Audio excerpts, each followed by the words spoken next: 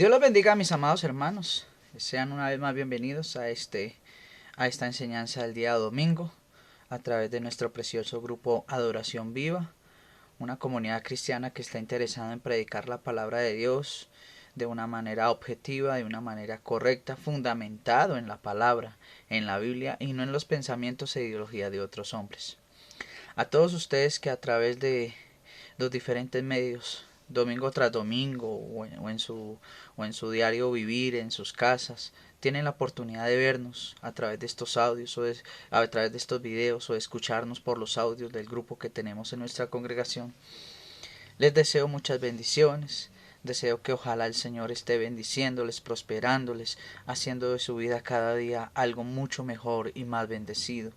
Les invito a todos ustedes que en esta hora se dispongan en sus casas, en el lugar donde esté viendo este video o escuchando este audio, para aprender un poco más del Señor y para dedicarle este tiempo a Él con oración, con alabanza y obviamente con el conocimiento de su santa palabra. Así que donde usted está ahí, le voy a invitar que se disponga nuevamente y vamos a adorar y a bendecir el nombre del Señor Jesús. Y luego vamos a continuar con la palabra del Señor, con un tema precioso que hemos venido dando durante estos últimos 3 domingos, la poderosa obra de Cristo en la cruz, que hoy tiene cosas muy especiales para nosotros. Así que le invito que ahí donde está, cierre sus ojos y adore al Señor. Y lo bendiga, y declare su poder, y declare su majestad, porque Él es bueno, y porque Él es digno de adorar por toda la eternidad. Señor Dios Todopoderoso, te adoramos. Señor Dios Todopoderoso, te bendecimos, y te damos a ti y solo a ti el honor, Señor, por siempre y siempre, solo a ti, Señor.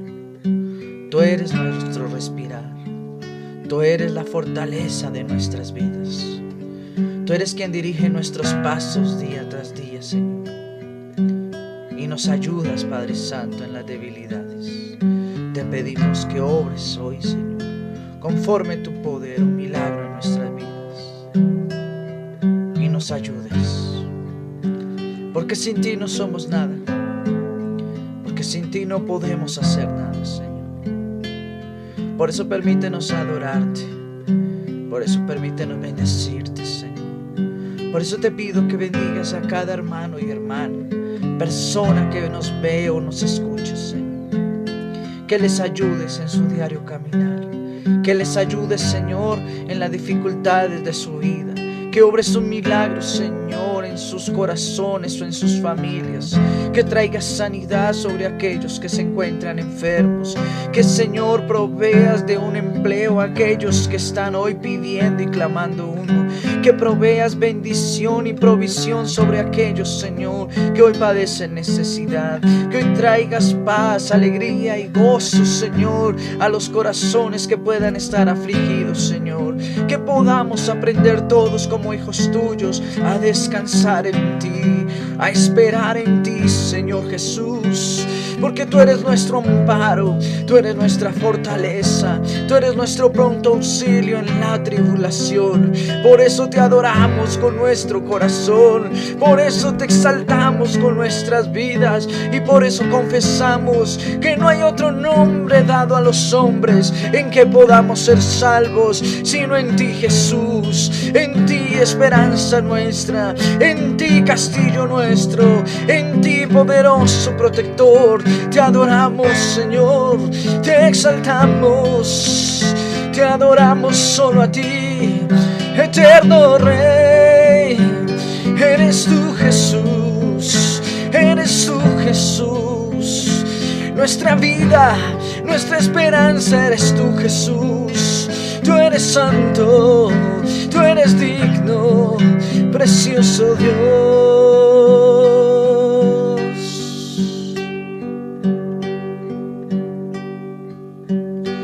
Al entrar en la presencia de tu divinidad, o al contemplar la hermosura de tu santidad, espíritu se alegra en tu majestad. Te adoro a ti, te adoro a ti. Cuando veo la hermosura de tu dulce amor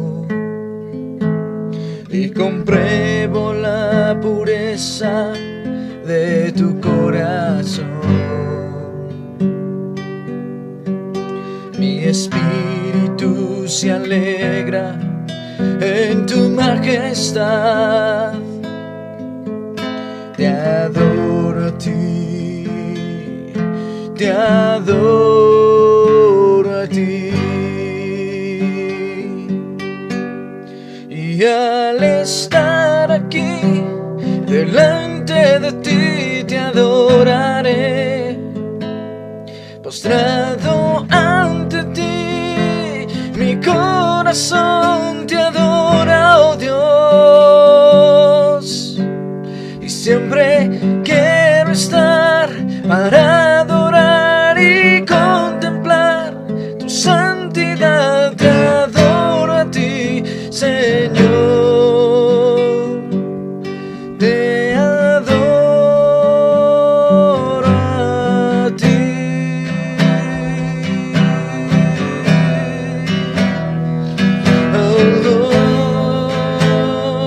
Oh, te adoro a ti, Jesús.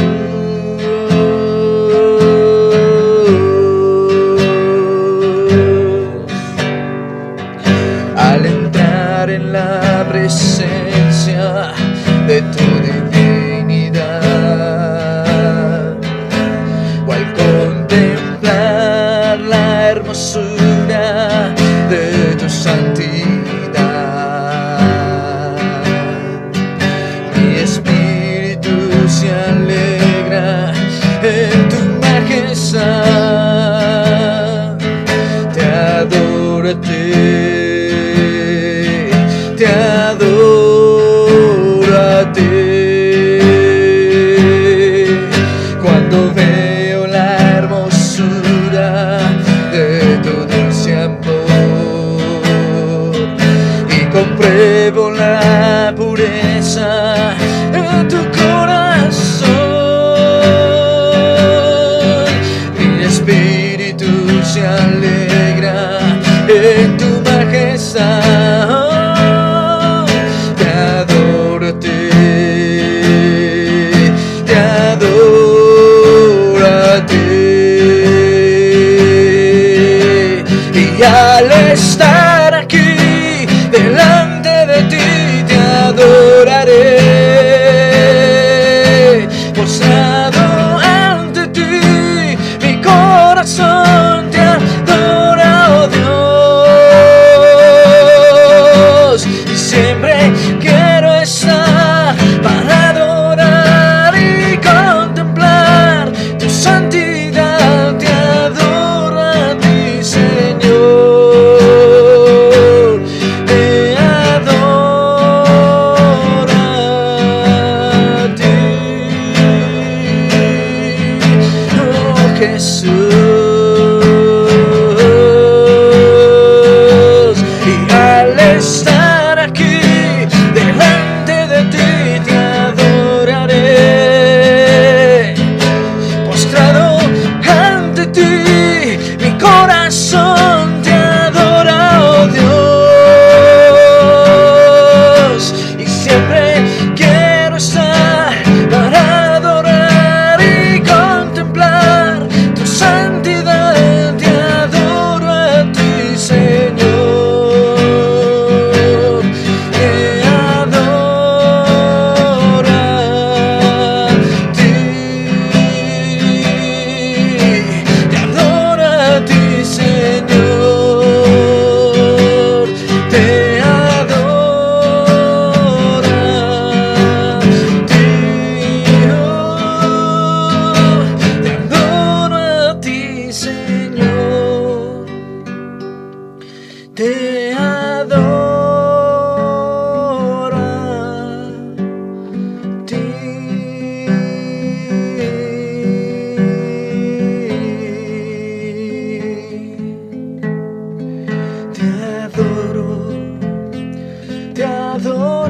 Jesús, solo a ti.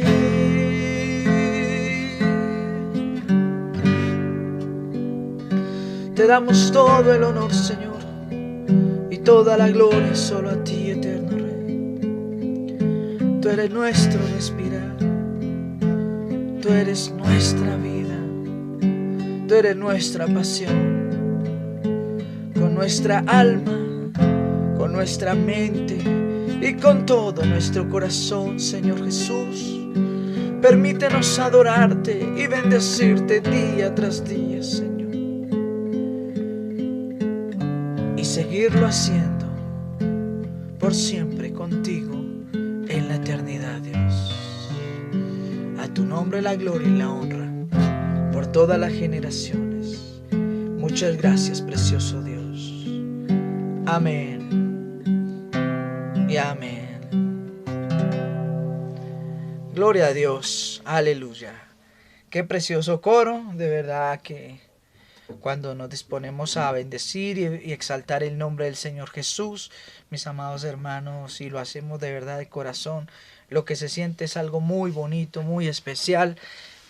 Hermanos, y estos tiempos donde vemos que el asunto, digamos, la vida se nos pone más difícil en muchos sentidos, donde vemos cada día más pobreza, más necesidad, más pestes, más cosas tremendas, donde vemos la degeneración, la degradación de la raza humana, es cuando nosotros debemos estar más apercibidos de la palabra de Dios, con más temor, con más humildad buscando al Señor, pero también con una dirección clara y con una responsabilidad de que lo que enseñemos, de que lo que hablemos y de lo que creamos en nuestra vida esté fundamentado en la Escritura y no en los pensamientos de hombres como tanto lo hemos dicho. Mis amados hermanos, antes de empezar con la enseñanza del día de hoy, hay que hacer un paréntesis en este momento, ya que algunos hermanos en estos días he tenido la oportunidad de hablar con algunos de ellos y otros me han llamado o por el WhatsApp me han preguntado acerca de este problema de la cuarentena. El mundo entero está sufriendo una gran pandemia, una gran enfermedad. Vuelvo y lo reitero, no importa de dónde salió, no importa si apareció de la nada o salió fue creado por manos humanas para hacerle daño a muchos. Eso es relativo, hermanos. Las cosas cuando están por suceder, suceden, vengan de donde vengan. Ahora bien, el problema es que esta gran pandemia ha traído muchas restricciones en el mundo de movilización, restricciones de que nos toca quedarnos en casa, restricciones de que las grandes superficies o los grandes lugares donde se aglomera mucha gente ha tenido que cerrar sus puertas para tratar de prevenir o controlar un poco esta enfermedad.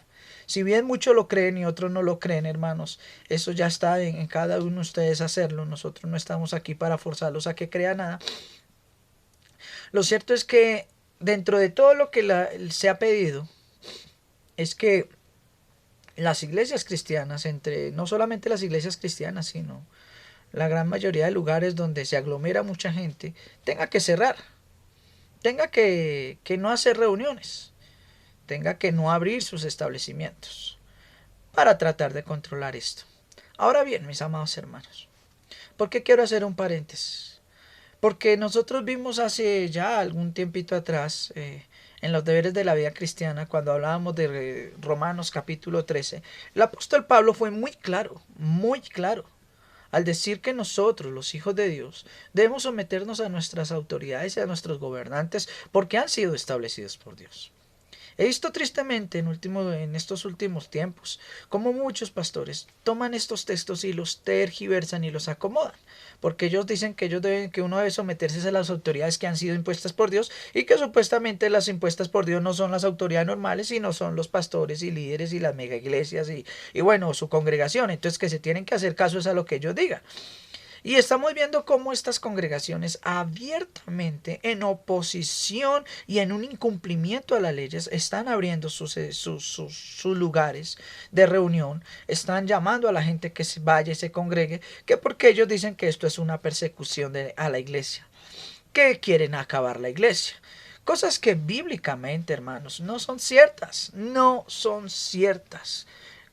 ¿Qué es persecución a la iglesia? La persecución a la iglesia es cuando realmente a usted lo persiguen por seguir a Cristo y lo procuran matarle o procuran hacer que usted niegue a Cristo o cambiar de religión, que era lo que pasaba en la antigüedad y que es lo que siempre ha pasado cuando realmente se persigue a la iglesia. En estos tiempos de cuarentena, en estos tiempos de aislamiento, no se está persiguiendo la iglesia y eso debe quedar muy claro. Se está haciendo todo un sistema de bioseguridad, dicen las leyes, para prevenir que una enfermedad de estas proporciones pues tome más vuelo o afecte a más personas y a más familias. ¿Qué es lo que tristemente hemos visto con muchas iglesias, no solo aquí en Colombia, sino en el mundo entero, donde han abierto, donde se han ido en contra de las leyes, donde dicen que Dios los cuida? Hemos visto casos, y ustedes pueden buscarlos, donde pueden revisar redes sociales y todo esto y se darán cuenta que no es mentira lo que hablamos, donde estamos viendo casos de pastores y personas que asisten a las iglesias que están siendo afectados por esta pandemia, que están siendo afectados por este virus y que tristemente en muchas ocasiones han muerto por estas cosas. Hermano, usted dirá, no, eso no es así, hermano, yo no lo creo, es que yo creo que esto es una trampa, una mentira de los gobiernos. Crea lo que usted quiera. Pero si usted dice que es hijo de Dios, usted debe aprender a comportarse conforme la ley lo dice. Porque la Biblia nos ordena a nosotros, como hijos de Dios, a ser buenos ciudadanos, a no transgredir las leyes, sino más bien a cumplirlas. Y usted me dice, no, es que vivimos tiempos difíciles, esas leyes no me acomodan a mí. De pronto no le acomoden a usted. Pero recuerde que usted y yo debemos, como hijos de Dios, ser imitadores de Cristo en todo. Dice la Biblia, en todo, como hijos amados. Y lo más sorprendente es que a muchos, como que hoy en día, a muchos pastores y líderes se les ha olvidado o se están haciendo los locos con lo que Cristo hizo cuando vino al mundo. Cuando Cristo vino al mundo, según la cristología, que Él es el área o la materia teológica que habla de la vida o hace el estudio de la vida y obras de Cristo como Dios y como hombre en el mundo, se les olvida que el Señor Jesús vivió en tiempos supremamente difíciles donde tuvo que someterse a dos líneas de leyes diferentes. Tuvo que someterse en primera instancia a las leyes de Israel que se basaban en la ley mosaica o en la Torá como nosotros conocemos. 633 leyes que estaban establecidas para todos los judíos de sangre. Y que si no se cumplían, si se era transgresor de esas leyes, lo más probable es que en muchas de esas leyes lo mandaban a uno a matar o lo expulsaban. Bueno, ustedes conocen el trasfondo de esto. Pero cuando Cristo vino al mundo, no solo tuvo que someterse a las leyes de los judíos, también Él vivió en un tiempo donde Israel estaba dominado bajo el Imperio Romano. Y donde el Imperio Romano también establecía leyes de conducta, leyes de vida, donde tenían que pagar impuestos, tributos y hacer una serie de cosas. Y Jesús vivió en este contexto con sus apóstoles.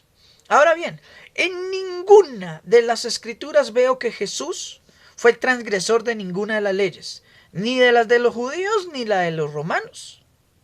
Que muchas veces lo tentaron y trataron de hacer lo que malo hace o tergiversar el mensaje que le estaba enseñando, pero él nunca se fue a hablar en contra de las cosas que estaban establecidas en ese momento. Cuando a él le pasan la moneda y le dicen a quién debemos darle tributo, al César o a Dios, él de una manera muy filosófica, muy salomónica, en su sabiduría perfecta, dice, denle al César lo que es del César. Si hay un rey, si hay un gobierno que está exigiendo una ley, un cumplimiento de una ley, cúmplanlas. Si esta moneda le pertenece a él y él exige esto, pues désenlo a él. Si hay unas leyes humanas y espirituales si hay unas leyes espirituales que son las que Dios están establecidos, también establezcanlas. Denle al hombre o denle al César lo que es del César y denle a Dios lo que es de Dios. Y Jesús en ningún momento transgredió ninguna de estas leyes. Las incumplió. O fue catalogado como muchos lo quieren hacer ver, como un revolucionario, como un guerrillero, como un comunista. No, hermanos, eso no es así. Y quien quiera hacer ver a Jesús de esa manera es una persona que primeramente es un hereje y segundo es un tergiversador de la Biblia. porque la Biblia no dice esto. Jesús fue respetuoso de todas estas cosas y aún así, sometido a estas cosas, no dejó de predicar, no dejó de hacer lo que venía a hacer, porque la obra de suya en el mundo era mucho más elevada, mucho más excelsa, pero todo lo que Cristo lo hizo con prudencia, lo hizo con sabiduría, con responsabilidad y cumpliendo los reglamentos. ¿Qué podemos esperar de las iglesias que hoy en día se van a la brava y los pastores que hoy se van a la brava a decirle a la gente, no, eso no, Dios abramos nuestras iglesias y todo? ¿Qué le están enseñando a las personas que asisten a estas congregaciones? Y perdóneme que vaya a usar este término. Que nos podemos pasar por la galleta, como es una expresión colombiana. Nos podemos pasar por la galleta a la ley. Que no nos importan las leyes. Le estamos enseñando a la misma iglesia a ser incumplidores de la ley, a pecar deliberadamente y fuera de eso a consentir ese pecado. Que no es lo que la ley diga porque es que Dios me reveló. No, Dios, qué pena, Dios ya reveló. Y la Biblia dice que todo lo que se haga en la iglesia se debe hacer con orden y decencia. 1 Corintios 14, léalo. La Biblia dice en Romanos 13 que nosotros debemos someternos a nuestras autoridades y gobernantes. No por darle honra, ni gloria, ni adorarlos, no. Sino porque somos hijos de Dios y como hijos de Dios estamos en la obligación y en el deber moral de cumplir esos requisitos porque los cristianos debemos ser los mejores ciudadanos de este mundo. Así de sencillo. ¿Cómo un pastor el día de mañana se para y le dice a su hijo o a los hijos de los otros hermanos que sean juiciosos, que sean responsables, que hagan caso, si desde el mismo púlpito y la misma iglesia está vulnerando y está pisoteando las leyes y no las está tomando en serio y las está irrespetando? Si la misma iglesia no está siendo obediente. La Biblia dice que el que sabe hacer lo bueno y no lo hace, esto es pecado. Así de sencillo. Así que, mis amados hermanos, para no extendernos en este paréntesis, tengamos mucho cuidado. La iglesia no se va a acabar por esta cuarentena, ni por lo que más adelante Dios permita venga. No se va a acabar. La Biblia dice que solo hay un evento donde la iglesia va a ser quitada del mundo. Y es en el famoso arrebatamiento, o como muchos hermanos lo conocen, en el rapto de la iglesia. Ese es el único evento que según la Biblia dice que la iglesia será quitada del mundo. Pero la iglesia no se va a acabar, nunca. Porque es que la iglesia no son los lugares donde nos reunimos.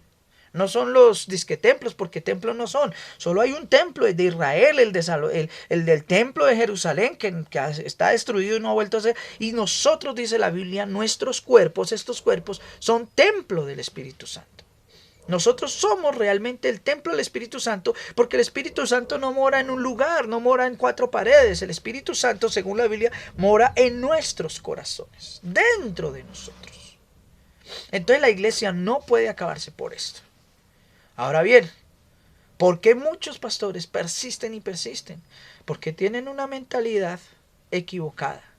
Porque por codicia saben que están perdiendo dinero y entonces si la gente no va, la gente no da plata y entonces se les acaba el negocio. Suena duro, pero es así, mis amados hermanos. Mientras que los que predicamos la palabra de Dios no por lucro, sino por el derecho que tenemos y la responsabilidad que tenemos de hacerlo, no sufrimos de nada de esto porque nosotros confiamos en Dios. Nuestra provisión proviene de Dios, mis amados hermanos, no proviene de los hombres. Y hasta el día de hoy, después de todos estos tiempos de cuarentena y que ahorita parece que se va a poner un poco más estricta, el Señor nos ha sostenido, la obra cristiana se ha seguido haciendo en la iglesia, hemos seguido predicando, los hermanos, aunque no pueden congregarse físicamente, a través de estos medios lo están haciendo. Cuando tenemos la oportunidad de ir a visitarlos uno por uno y hablar con ellos, también estamos haciendo la obra. La misma Biblia declara que ningún arma forjada en contra del cuerpo de Cristo, que es la iglesia, prosperará. Porque la iglesia no se acaba. Así que quien diga que es que quieren acabar las iglesias, hermanos, entonces ¿dónde está la Biblia que están leyendo? ¿Dónde está su fe? Solo hay un evento, recuerden, donde la iglesia ciertamente será quitada del mundo. Pero será un evento donde el Señor mismo vendrá en las nubes y nos tomará consigo para llevarnos a su gloria. Ese día sí se acabará la iglesia en el mundo, ese día ya no habrá más iglesia cristiana y no va a ser por persecuciones, no va a ser porque alguien la quiera acabar, sino porque el mismo Señor viene a tomarnos y a llevarnos con él. Así de sencillo, mis amados hermanos. Que en este mundo tendremos pruebas. ¿Qué es la cuarentena? La cuarentena es una prueba. Que tómelo de esa manera, es una prueba para probar nuestra fe, para probar en dónde están nuestros criterios, en dónde están nuestros cimientos, cuáles son nuestras creencias reales. ¿Dónde está nuestra seguridad como cristianos? Si en un lugar, en un templo, con un pastor, una disque pastora, o yo no sé, allá, o en Dios, hermanos. Nosotros somos hijos de Dios y por eso debemos confiar completamente en Dios y en nadie más. Y debemos actuar consecuentemente a lo que el Señor nos ha ordenado en su palabra bendita. Así que, hermanos, procuren no participar de estas cosas. Procuren mientras pasa este asunto que no va a durar toda la vida. Va a durar un breve tiempo. Procure hacer las cosas bien. Usted no es cristiano el día que va a la iglesia. Usted es cristiano todos los días de su vida. Usted no adora a Cristo el día que solamente va a la iglesia o que a través de un medio esto nos ve. No, usted es cristiano y adora al Señor todos los días. Todos los días. Su cristianismo no se mide en cuando va a un lugar de reunión. Su cristianismo se mide en cada cosa que usted haga en su diario vivir como hijo de Dios. Así de sencillo. En la antigüedad no existían grandes edificaciones. La iglesia se reunía en casas. Pero si hoy nosotros nos reunimos en casa, eso no es iglesia para muchos. Bueno, dejémoslos con sus criterios. Si usted hace un poquito de estudio actualmente la iglesia más grande del mundo, la más grande, la que tiene un mayor número de personas, de fieles congregados, ¿sí?, está en África. Y esa iglesia no tiene un templo o una sede propia. Se reúnen solo en casas y domingo tras domingo son una red de pastores que se congregan en casas en diferentes, y los domingos se tiene estadística de que se reúnen más de 1 millón de personas en las casas en África. Y es una iglesia que tiene nombre, una congregación que tiene nombre, pero no tiene una planta física. Porque hacen el trabajo es en casas. Entonces vamos a decir que esa obra no es iglesia porque ahí no hay una planta física, porque no hay un lugar de reunión. Hermanos, qué tristeza y qué mediocridad de los que piensan de esa manera. Qué mediocre el que piensa que la iglesia del Señor son 4 paredes. La iglesia del Señor somos tú y yo, porque el Espíritu Santo mora en nosotros. Así que les dejo esto. No les enseñemos a nuestros hijos a ser irresponsables, a ser rebeldes. Después nuestros hijos salen a echar piedra y ay, ¿por qué mi hijo así? Desde la misma iglesia se está dando ejemplo de transgredir la ley, de irrespetar las leyes, basado en falsos criterios morales y espirituales que no están en la palabra. Así que mucho cuidado con esto, mis amados hermanos. Bien, volviendo al tema que nos atañe, que hemos venido trabajando durante estos últimos 4 domingos, la poderosa obra de Cristo en la cruz. Yo quiero que tome su Biblia y vaya conmigo a Primera de Pedro en su capítulo 1 y vamos a leer lo que la palabra del Señor nos dice. Voy a leer Primera de Pedro capítulo 1 desde el versículo número 13 en adelante. Dice de la siguiente manera: Por tanto, ciñan los lomos de vuestro entendimiento. Sean sobrios y esperen por completo en la gracia que se les traerá cuando Jesucristo sea manifestado. Como hijos obedientes, dice la Escritura. No se conformen a los deseos que antes tenían estando en vuestra ignorancia, sino que así como el que los llamó es santo, sean ustedes también santos en toda vuestra manera de vivir. Porque escrito está, sed santos porque yo soy santo. Y si ustedes invocan por Padre a aquel que sin acepción de personas juzga según la obra de cada uno, condúzcanse en temor todo el tiempo de vuestra peregrinación, pues ya sabéis que fuisteis rescatados de vuestra vana manera de vivir, la cual recibisteis de vuestros padres, no con cosas corruptibles, como oro o plata, sino con la sangre preciosa de Cristo, como de un cordero sin mancha y sin contaminación. Él estaba destinado desde antes de la fundación del mundo, pero ha sido manifestado en los últimos tiempos por amor de ustedes.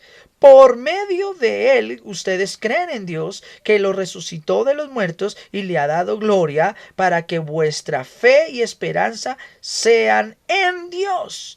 Y al obedecer la verdad mediante el Espíritu, habéis purificado vuestras almas para el amor fraternal no fingido. Ámense los unos a los otros entrañablemente, de corazón puro, pues habéis renacido no de una simiente corruptible, sino de una simiente incorruptible, por la palabra de Dios, que vive y permanece para siempre. Aleluya. Bien, mis amados hermanos. Por tanto, dice el apóstol Pedro, ciñan vuestros lomos de entendimiento, de conocimiento. El apóstol Pablo, desde todo el capítulo 1, versículos antes, nos viene hablando de todo lo que Cristo ha hecho por nosotros, de lo que nosotros somos para Cristo. Me impacta, mis amados hermanos, que en la introducción, en la salutación de Primera de Pedro y Segunda de Pedro, el apóstol hace mención de las siguientes cosas. En la salutación, capítulo 1 de Primera de Pedro, dice así: Pablo, apóstol de Jesucristo, a los expatriados de la dispersación en Ponto, Galacia, Capadocia, Asia y Bitinia. Elegidos, mire lo que dice, escuche, elegidos según el previo, o según el previo conocimiento de Dios Padre en santificación del Espíritu, para obedecer y ser rociados por la sangre de Jesucristo. Gracia y paz sean a ustedes multiplicadas. Mire que Pedro, ya no hablamos de Pablo, ahora hablamos de Pedro, viene y le dice a la iglesia, y les hace una salutación, los bendice y les dice: escogidos según el previo conocimiento de Dios. Y Pablo dice: desde antes de la fundación del mundo. Es decir, que Dios ya conocía todo lo que iba a suceder y quiénes iban a ser salvos desde mucho antes. Desde mucho antes, mis amados hermanos. Desde antes de la fundación misma de la tierra. Y aquí Pedro dice: previo conocimiento. Según el previo conocimiento de Dios, ustedes ya fueron escogidos, elegidos. Vuelve y usa esos términos. Corroborando lo que hemos venido hablando hace mucho tiempo atrás, acerca de que nosotros, los escogidos de Dios, hoy no somos cristianos porque nos pareció a nosotros en nuestras fuerzas, sino porque Dios ya lo había destinado, decretado, ordenado desde antes de la fundación del mundo. Ya nos había escogido a nosotros para este propósito santo y precioso. Luego Pedro sigue hablando de lo que Dios ha hecho por nosotros, de lo que nosotros somos por Él. Y luego llega en el versículo número 13, donde estábamos leyendo, y nos dice lo siguiente: por tanto, teniendo usted este entendimiento de todo lo que Cristo ha hecho, de todo lo que Dios ha hecho a través de Cristo en su vida, para rescatarte, para perdonarte y para santificarte y purificarte y hacer toda esta obra preciosa en tu vida, entonces llena tus lomos, es decir, llena tu vida de entendimiento, de conocimiento. Ya no sigas siendo necio, ya no sigas siendo ignorante como los demás que viven tristemente en una ignorancia impresionante, sino que seamos entendidos de cuál es la buena voluntad del Señor. Y que de la manera en que Él es santo y nos llamó a ser santos, nosotros también seamos santos. Hace 8 días atrás yo les dije que nosotros teníamos que empezar a revisar qué era santidad, que es otro término que muchos desconocen, porque muchos creen que santidad hoy en día es no pecar. Usted haga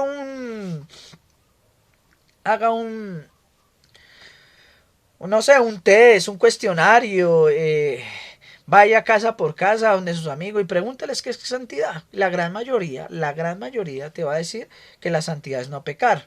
Y aunque si bien tiene mucho que ver con eso, realmente no significa eso. Sean santos porque yo soy santo, dijo el Señor Jesús.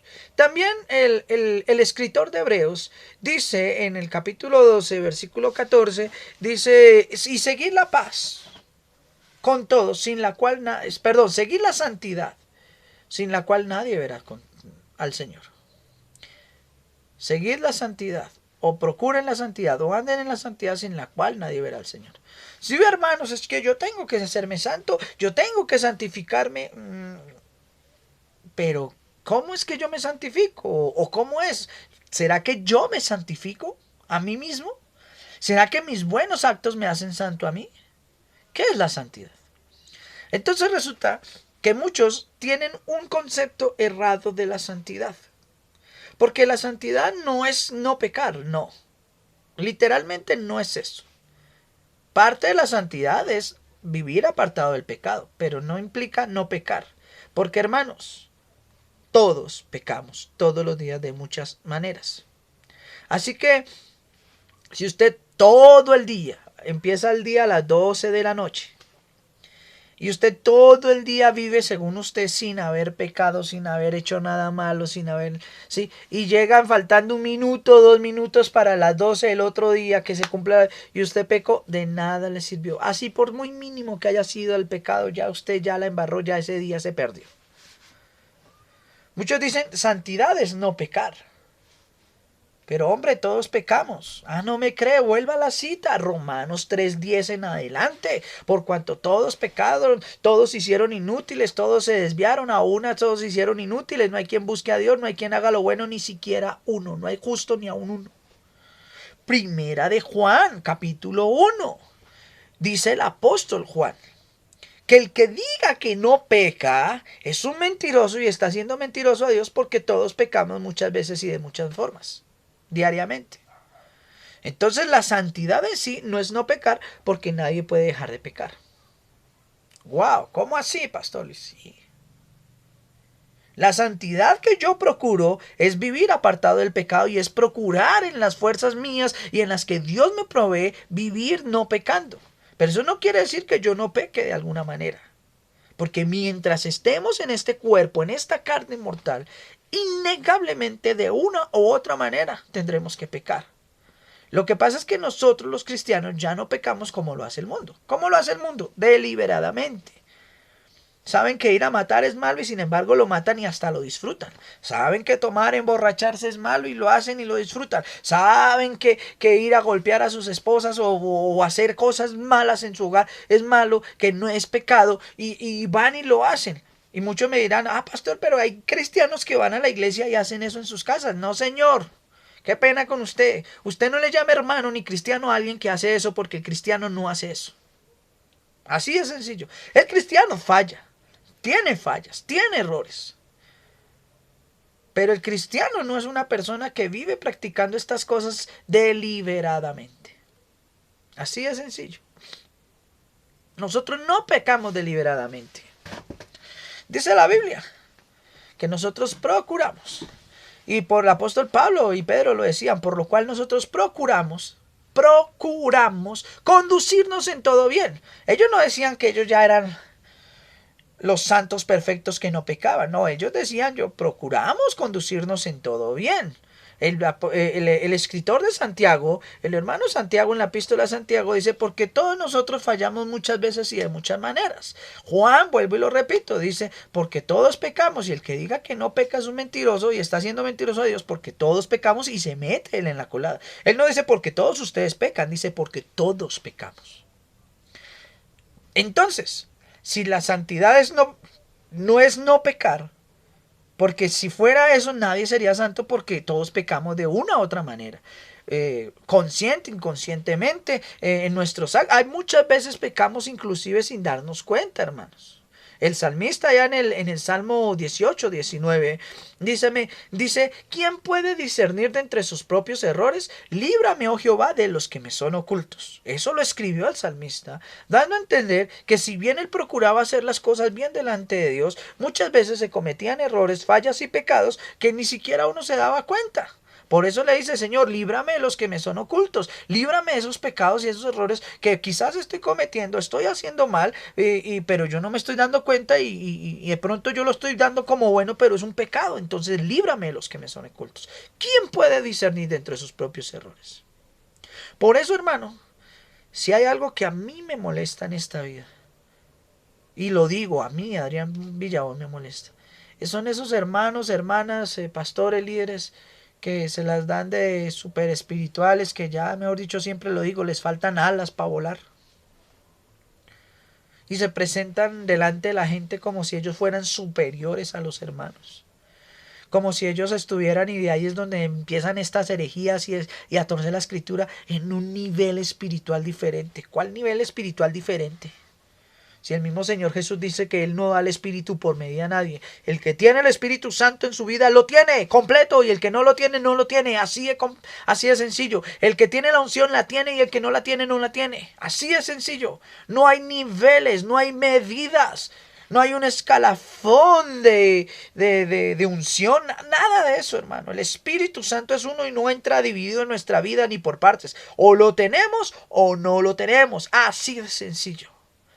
Pero estos se hacen allá pasar como los más ungidos, no sé qué. Ay, hermano, ore, que es que el Señor a usted sí lo escucha. ¿Cómo así que el Señor a usted sí lo escucha? Si la Biblia dice que el Señor escucha nuestras oraciones, que el corazón contrito y humillado Dios no lo desprecia. Si usted sea quien sea, así esté viendo este video y usted no sea cristiano, no conozca de Dios, pero usted se acerca, invoca a Dios con su corazón contrito y humillado, como lo dice la Escritura, dice que Él nos escuchará, que Él no despreciará ese corazón. Esto no depende de que yo sea más que otro, no, señor. De la misma manera en que usted clama, yo también tengo que clamar. De la misma manera en que Dios lo escucha, usted también me escucha a mí. Esto no es que porque yo sea pastor me escucha más a mí, no, señores. No caigamos en este error. Cuando pidamos ayuda o pidamos oración a nuestros hermanos en la fe, hagámoslo como un respaldo a la oración que nosotros mismos ya estamos haciendo por Dios, por nuestras necesidades o nuestras dificultades. No hagamos lo que hacen muchos. Señor, ore usted porque es que a Dios a usted sí lo escucha. Ore usted para que Dios haga algo en mi vida. No. Ore usted por su responsabilidad, por su necesidad, y pida el respaldo de sus hermanos en intercesión, de su pastor y de sus hermanos, para que le apoyen en esa oración que usted ya está haciendo, por esa necesidad que usted tiene. Así es sencillo. No espere que los demás hagan lo que usted debe hacer. Wow, pastor, ¿y cómo así? No. Sí, señores, así es. Esa es la manera correcta. Eso es lo que la Biblia nos ordena. No hay niveles.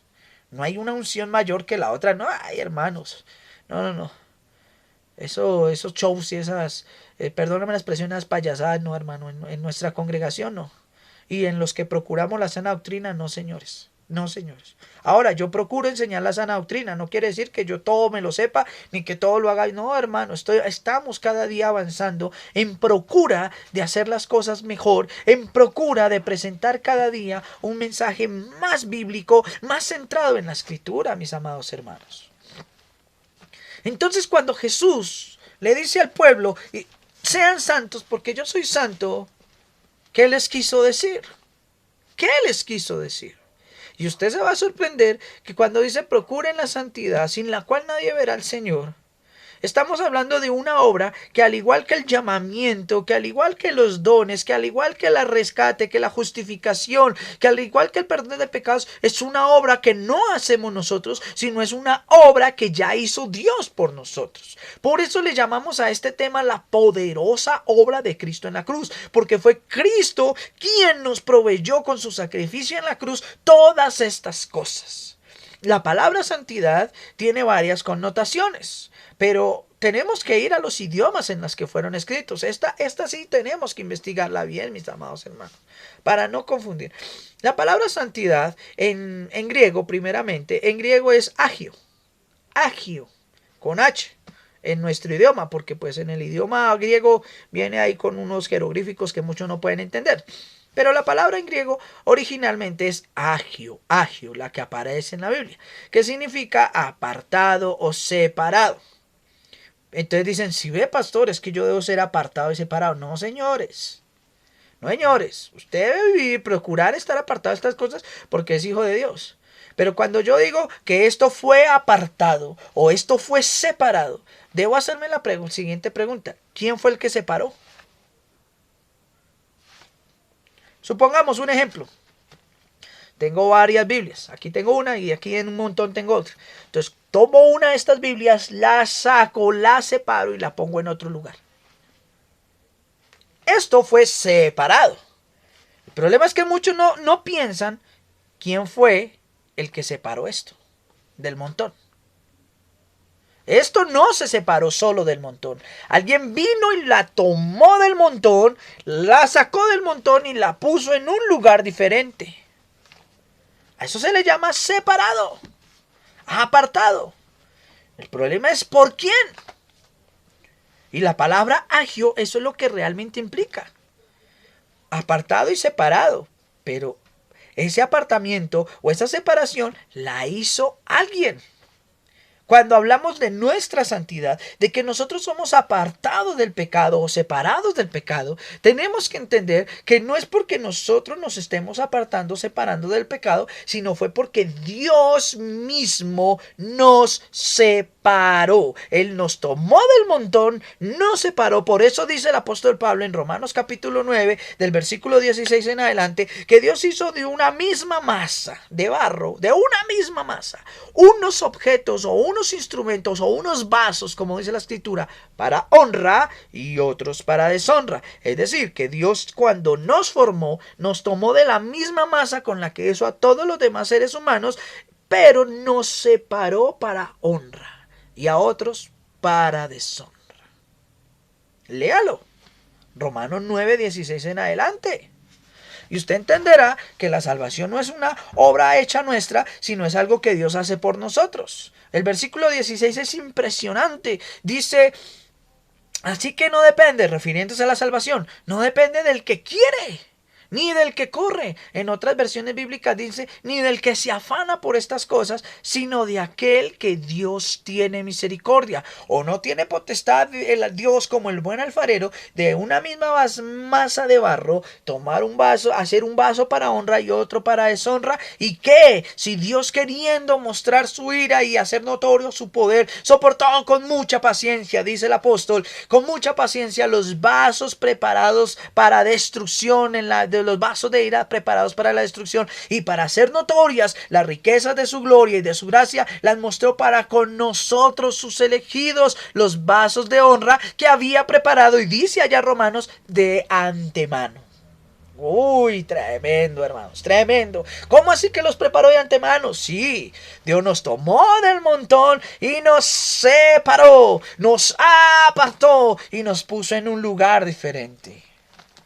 Eso es santidad. Cada vez que en el Nuevo Testamento aparece la palabra santidad o santo, se usa todo lo relacionado a la palabra agio, que significa apartado y separado. Pero no es que yo me aparto del pecado, no, señores. Es que Dios me apartó a mí para que ya no viviera en pecado y para hacerme partícipe de un propósito más excelente que el de los demás hombres.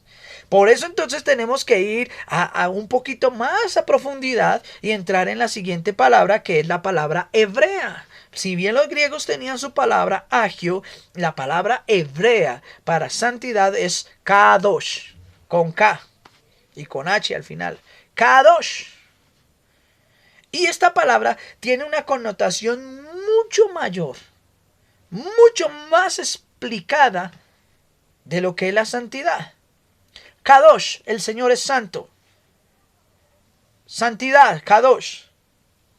O santos, Kadosh. Todo viene de la misma palabra hebrea, Kadosh. ¿Y saben qué significa? No significa que yo me aparto por mis propios medios del pecado. No, señores. Significa lo siguiente. Voy a volver a tomar el ejemplo de la Biblia. Supongamos que aquí hay una cosa grande, no sé cómo explicarlo en este momento. Hay una mesa y esta mesa hace parte de eso, pero está todo pegado. Ahora bien, la palabra kadosh en hebreo tiene 3 connotaciones. Kadosh significa primeramente cortar de.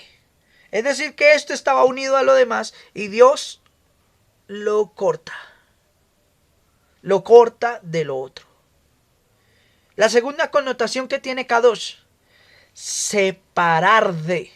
Es decir, Dios cortó esto de todo lo que estaba ahí, de toda una misma masa, cortó esta, luego dice, la separó de esa masa. Y la tercera connotación que tiene la palabra kadosh es, primero, cortar, luego separar, y la tercera es poner por encima de. Es decir, en otras palabras, cuando Dios nos santificó y cuando Dios nos llamó a vivir en santidad, porque es una obra hecha por Él, dice la Biblia que no fuimos nosotros los que nos separamos del mundo para vivir sin pecado. No, señores. Dice la Biblia que es Dios quien nos tomó del mundo. Estábamos en el mundo igual que los demás, Efesios capítulo 2, y Dios viene y efectúa su santificación en nuestras vidas, que es cortarnos del mundo, separarnos del mundo y ponernos por encima del mundo en un lugar de excelencia, a lo que nosotros ya vimos hace algunas enseñanzas atrás, que es la glorificación o la exaltación. Es decir, Dios nos pone en un lugar de honra por encima del mundo. Porque aunque nosotros somos del mundo, estamos en el mundo, no somos del mundo, porque nuestra ciudadanía está en los cielos. Ahora entiende el pasaje. Ahora entiende que aunque éramos del mundo, Dios nos cortó y nos separó de Él y nos puso en un lugar de honra y de gloria para exaltación. Estamos en el mundo, pero no somos de Él, porque nuestra ciudadanía es celestial. Y dice la Biblia en pasajes que ya hemos leído en las anteriores predicaciones, y nos hizo sentar en los lugares celestiales con Cristo Jesús. Es decir, nos puso por encima del mundo. Ese proceso de cortar, separar y poner por encima de lo demás es la santidad o la santificación. Cuando Jesús dice, sean santos porque yo soy santo, demuestren en su vida que ustedes han sido separados por mi Padre para este propósito de salvación. La santidad en sí no es no pecar, no. La santidad en sí es el evento en el cual Dios nos separó, nos cortó y separó del mundo y nos puso en un lugar de excelencia. Entonces, cuando tú vienes a Hebreos y encuentras la cita donde dice, sin santidad nadie verá al Señor, quiere decir lo siguiente: si Dios no te cortó, si Dios no te cortó, no te separó y no te puso en un lugar de honra, no podrás ver a Dios, porque por tus propios medios no puedes encontrarlo. Es una obra que Cristo ya hizo. Por eso refuerzo Romanos 9:16. Así que no depende del que quiere, ni del que corre, ni del que se afana en hacerlo, sino de aquel que Dios tiene misericordia. Porque tendré misericordia del que quiera tener misericordia y endureceré al que quiera endurecer. Así que la salvación no depende de usted ni de mí. Y dése cuenta que estamos citando citas bíblicas, pasajes bíblicos. No estamos hablando de yo creo, yo pienso que eso no es así. Si la palabra agio te sorprendió, la palabra kadosh es increíble. Es increíble porque nos da una interpretación mucho más profunda y más real de lo que es la santidad. Así que aquí dice, ciñan vuestros lomos de entendimiento, dice el apóstol Pedro, para que no vivan en la ignorancia como estaban antes. Y lo triste es que muchos dicen ser cristianos y viven en ignorancia, viven ciegos, desconociendo toda esta obra preciosa que Dios ha hecho por nosotros. Un hermano con el cual hablábamos hace algunos días, hablando de estos temas, él me decía, es que es increíble, muchas iglesias y muchos pastores dan por sentado, dan por hecho que la gente ya conoce esto. Porque como se habla tanto de Cristo y que murió por nosotros en la cruz y nos perdonó, entonces muchos dan por sentado que la iglesia conoce cuál fue la verdadera obra de Cristo en la cruz por nosotros. Pero cuando empezamos a ahondar en estos temas nos damos cuenta que la gente ni siquiera sabe por qué Cristo murió en una cruz. Muchos no saben ni siquiera por qué le dicen Cordero de Dios. Muchos hasta el día de hoy desconocen lo que usted y yo estamos aprendiendo, que es santidad, que es justificación, que es llamamiento, que es predestinación. Y cuando nosotros entendemos estos términos, nos empezamos a dar cuenta que la obra de Dios por nosotros a través del sacrificio de su Hijo Jesucristo en la cruz es una obra poderosa, es una obra que implicó muchas cosas. Y sobre todo, es una obra que no hacemos nosotros, es una obra que ya se hizo por nosotros. Desde antes de la fundación del mundo, Dios ya lo había decretado. Dios ya lo había establecido, pero ahora dice aquí el texto que estábamos leyendo, en el cumplimiento de los tiempos se manifestó a través de la persona de Cristo por amor a nosotros.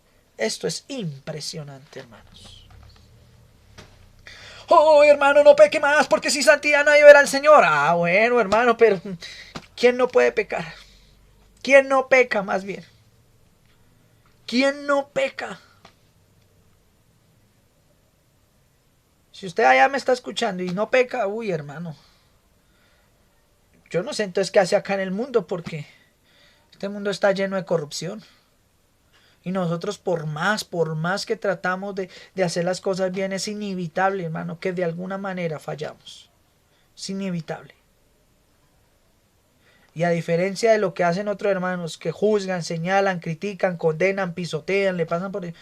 Dios no nos juzga. Dios nos dice, como le dijo a la mujer adúltera, ¿dónde estaban los que te condenaran? Ella dijo, Señor, no queda ninguno. Pues ni yo, que tengo el poder de condenarte, de darte salvación o condenación, ni yo te condeno. Solo levántate, vete y no peques más. Cambia tu vida. Esta predicación no quiere avalar las conductas pecaminosas. Esta predicación lo que pretende darte a entender a ti es que mientras estemos en la carne es imposible no dejar de pecar, pero que cuando pequemos no lo hagamos deliberadamente. Cuando pequemos no lo hagamos como otros lo hacen, blasfemando o ultrajando, robando, violando, bueno, haciendo tantas cosas. Que nuestro pecado no sea así, hermanos. Que no sea deliberado. Que nosotros aprendamos a controlar nuestros cuerpos. A procurar conducirnos en todo bien, como lo dijo el apóstol Pablo y lo dijeron el apóstol Pedro. Procuramos conducirnos en todo bien. Y a que cuando fallemos debemos reconocer nuestro pecado, pedir perdón y seguir adelante, no fallar más. Porque cada día vamos en un camino en el cual el Señor nos está perfeccionando. Recuerde que la Biblia dice que el que comenzó la buena obra en vosotros la perfeccionará hasta el fin. Es decir que no es que ya seamos perfectos, no, Señor. Estamos siendo perfeccionados. ¿Cómo? A través de lo que la Biblia llama en Hebreos capítulo 12 la disciplina del Señor. Señor nos tiene que ir todos los días tratando, moliendo, pasando por procesos difíciles para que nuestro carácter, nuestra fe, nuestra madurez como cristianos sean siendo formados, cada día se formen de una manera más, sean siendo tratados a manera de que cuando pasemos esas pruebas, de que cuando pasemos esos procesos, seamos enteros, seamos completos, seamos perfectos, enteramente preparados para toda buena obra. Dice la Biblia en Hebreos 12, que cuando uno pasa por la disciplina del Señor, eso no es motivo de gozo para nadie, pero que luego produce en nuestras vidas un fruto apacible de justicia. Es decir, que la obra que Dios hace en nosotros siempre es una obra que nos va a llevar a hacer siempre lo bueno y a cada día ser mejores. Pero la santidad no es que tú te santifiques, no es que tú te portes bien, no. La santidad es que Cristo, Dios mismo, antes de la fundación del mundo, te tomó del mundo, te cortó del mundo, te separó de él y te puso en un lugar de honra, dándote su salvación desde antes de la fundación del mundo. Solo que ahora, en estos últimos tiempos, nos ha revelado todo este misterio y toda esa obra suya que se había propuesto en sí mismo antes de los tiempos, para que tú tengas una comprensión y tú en agradecimiento puedas hacer las cosas de una manera mejor por Dios y para Dios. Por eso el apóstol Pedro, aquí donde estamos, en Primera de Pedro, dice lo siguiente, versículo 17 en adelante. Si ustedes pues invocan por Padre aquel que sin acepción de personas los juzga según la obra de cada uno, condúzcanse en temor todo el tiempo de vuestra peregrinación. Condúzcanse en bien todo el tiempo que Dios les conceda estar en esta vida. No dice vaya y pequen, hagan, no. Condúzcanse bien. Vivan en esa santidad que el Señor ya les dio. Es decir, procuren vivir apartados del pecado. La santidad no es que usted se santifica, no. Es que Dios te dio santidad. Es decir, Dios te apartó para un propósito diferente. Procure usted conducirse todo el tiempo bien y vivir apartado de esas cosas de las cuales el Señor ya te apartó. Wow, tremendo. Sigue diciendo. Pues ustedes ya saben que ustedes fueron rescatados de su mala manera de vivir o de su vana manera de vivir, en la cual recibieron de vuestros padres, no con cosas corruptibles como oro o plata, sino con la sangre preciosa de Cristo. Y aquí vuelve, y el apóstol Pedro también hace un énfasis tremendo. La salvación y la vida con Dios no se compra, no depende de cosas materiales, no depende de oro, de plata, de riquezas. La salvación fue una obra que Cristo ya hizo por nosotros y depende de su sangre preciosa derramada por nosotros en la cruz. Cuando a ti te digan que tienes que pagar por un milagro, que tienes que pactar, que tienes que hacer muchas cosas para que Dios te prospere, hermano, salga corriendo de esos lugares. Esos son falsos profetas, son lobos disfrazados de ovejas que quieren robar a la gente. Porque aquí la Biblia dice que la salvación no se compra con oro y plata, ni los favores de Dios. Fue una obra que ya se hizo por ti y por mí en la cruz. Y el pago ya se dio. Y no fue oro ni plata, sino fue la sangre preciosa del Señor, la que nos limpió de todo pecado, la que nos purificó, la que nos santificó y la que nos hizo hijos de Dios, hechos para salvación y no para destrucción. Es Cristo, es su sangre, es su obra poderosa en la cruz, la que nos dio vida y vida en abundancia. No caigan en esos errores. No caiga en la condenación, ni en los errores, ni en la liviandad de hombres que están aprovechándose de las congregaciones de los fieles, explotándolos, trasquilándolos, como dicen por ahí, beneficiándose por lucro de las ganancias deshonestas. No, señores. El verdadero Hijo de Dios predica por amor, predica la verdad y no se lucra de eso. Y quien diga lo contrario, tremendo juicio le espera delante del Señor. Porque la palabra de Dios no debe ser torcida ni tergiversada por beneficios personales. Sigue diciendo la Escritura. Versículo 19. Sino con la sangre preciosa de Cristo, como de un cordero sin mancha y sin contaminación, el cual, Cristo, estaba destinado desde antes de la fundación del mundo. Mire cuándo estaba destinado Cristo. Así como usted y yo estábamos destinados desde antes de la fundación del mundo, la Biblia dice que Cristo también ya estaba destinado desde antes de la fundación del mundo para que se entregara por nosotros, para que sufriera ese suplicio en la cruz. Así que, mis amados hermanos, no caigamos en errores. No caigamos en errores.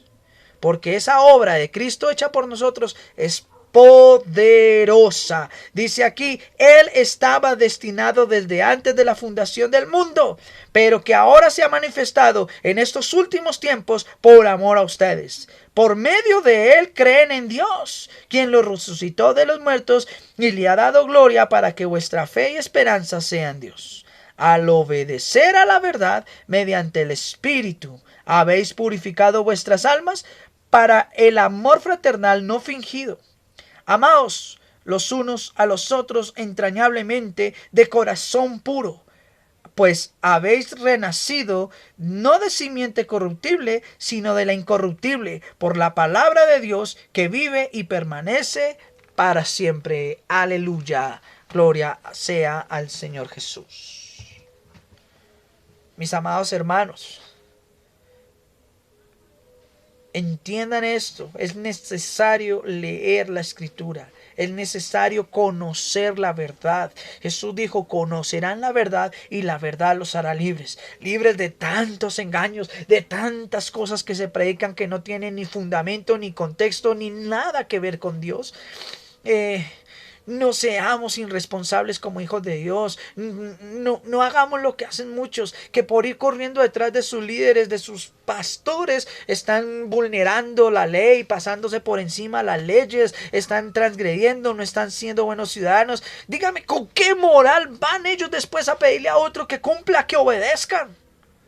La Biblia aquí lo acaba de decir, que nosotros creemos en Dios y que por medio de la obediencia de la verdad somos purificados. ¿Quieres purificarte? ¿Quieres lavarte? ¿Quieres cada día ser mejor delante de Dios? Obedece a la verdad que está en la Escritura. Y no a los pensamientos de hombres que están guiados por diferentes motivos. Así es sencillo, hermano. Así es sencillo. Le damos la gloria al Señor ante todo, de que Él nos permite entender estas cosas. La palabra agio, apartado o separado. Pero hay que entender quién fue el que nos apartó o quién fue el que nos separó. No es que yo me separo, no es que yo me aparto, no. Es el Señor. Y la palabra kadosh, que fue Dios quien nos cortó, nos separó y nos puso por encima del mundo en un lugar de honra y de excelencia. Así que mi amado hermano, entienda que la poderosa obra de Cristo en la cruz es una obra que implicó que Dios lo hizo todo, absolutamente todo, para que tú y yo hoy pudiéramos vivir en libertad, gozándonos y disfrutando de esa gracia, de esa gloria, y sabiendo y aguardando la esperanza de que nos iremos con Él y que en el cielo nos tiene preparado cosas impresionantes, inimaginables. Al nombre de Jesús sea la gloria y la honra por todas las generaciones. Bendito Señor Jesús, te damos todo el honor y toda la gloria en esta hora. Te agradecemos por esta obra preciosa que has hecho por nosotros en la cruz. Te pedimos que conforme a tu voluntad santa y preciosa nos dirijas en nuestro diario caminar y nos permitas cada día ser más como tú y menos como este mundo. A cada hermano y hermana que hoy nos ha visto o escuchado, Señor, bendíceles. Abre, Señor, su mente y corazón para que puedan comprender tu palabra y para que puedan seguirte, Señor, a ti y solo a ti, Dios. Gracias por permitirnos, Señor, ser partícipes de tan tremenda bendición, ser partícipes de esa elección divina. Ayúdanos a serte fieles, ayúdanos a obedecer la verdad y a procurar en cada cosa que hagamos vivir apartados del pecado y del mal. Permítenos, Señor, como lo dijo el apóstol Pedro, practicar ese amor entrañable, sin fingimiento, Señor, basado en lo que tú has hecho por nosotros. Eterno Rey, te pido que cada día bendigas más y más a todos tus hijos en el mundo y que sin importar las circunstancias que nos toque vivir, podamos siempre, Señor, darte a ti todo lo mejor de nosotros. En esta semana que está por empezar, bendice a nuestros hermanos. Ayúdales en sus luchas, en sus pruebas, en sus dificultades, en sus necesidades, Señor. Provee de bendición, de empleo, de trabajo, de un hogar, de un techo, de un abrigo, de un alimento a cada hermano y hermana. Toma, Señor, y ten misericordia de nuestros niños.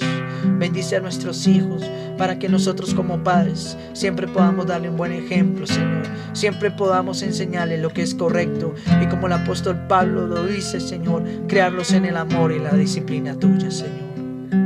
Te damos a ti el honor y te pedimos que nos llenes más y más de ti, Señor. Porque solo en ti confiamos y porque solo en ti creemos.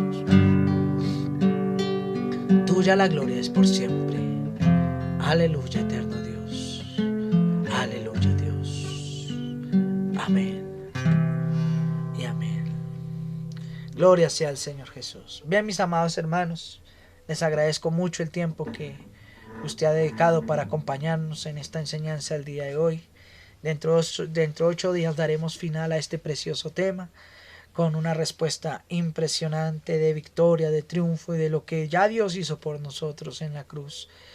Ha sido un gozo para mí poder estar con ustedes hoy, poder participar y compartir con ustedes este tema precioso, y solo espero que usted pueda ponerlo por obra y práctica en su vida. Como siempre se los digo, mis amados hermanos, recuerde darle siempre al Señor su mejor adoración, una adoración real, una adoración viva. Crea, hermano, que cada día usted cuenta con nosotros y siga adelante en ese diario caminar fortalecido con la palabra del Señor. Somos iglesia, no por un lugar, somos iglesia porque el Espíritu Santo mora en nosotros y ha hecho su obra preciosa en nuestras vidas. Sea luz porque el Señor es luz, pero también sea santo porque Él es santo. Mis amados hermanos, muchas bendiciones. Que el Señor Jesús los bendiga, los guarde, los ayude en todas las cosas de su diario caminar y con su favor precioso, con su voluntad preciosa, si Él nos lo permite, dentro de 8 días terminaremos este tema y nos veremos nuevamente. Bendiciones, mis amados hermanos. Adiós.